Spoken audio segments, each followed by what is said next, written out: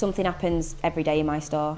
We get a lot of shoplifters and I've witnessed too many violent incidents. The worst thing that happened to me was when I got attacked by someone armed with a gun.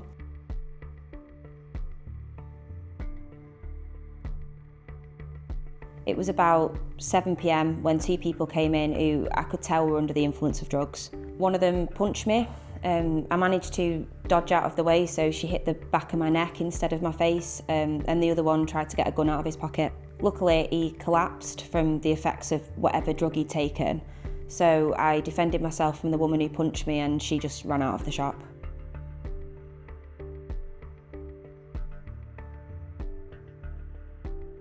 A colleague phoned 999 and they advised that as a store manager, I needed to keep hold of the gun until the police arrived. I never thought I'd have to handle a gun in my job, but at the same time, I was just thinking about protecting the staff and customers. I put the gun behind the CCTV monitor and escorted everyone out of the shop, and it took about 14 minutes for the police to reach us. I had a scheduled day off the next day, but the day after that, I took my little girl into school on the way to work.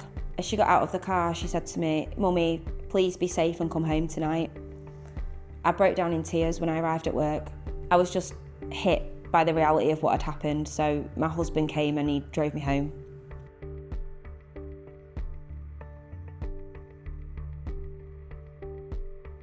My company gave me a week's leave and I was then signed off by the doctor for 3 weeks with PTSD.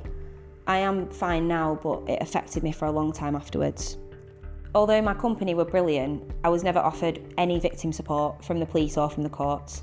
The man with the gun was apprehended at the scene, but I never found out if the woman who attacked me was charged with anything.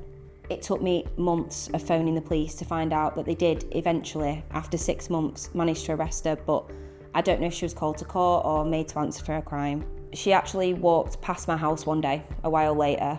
She didn't recognise me and I don't even know if she remembers what she did to me.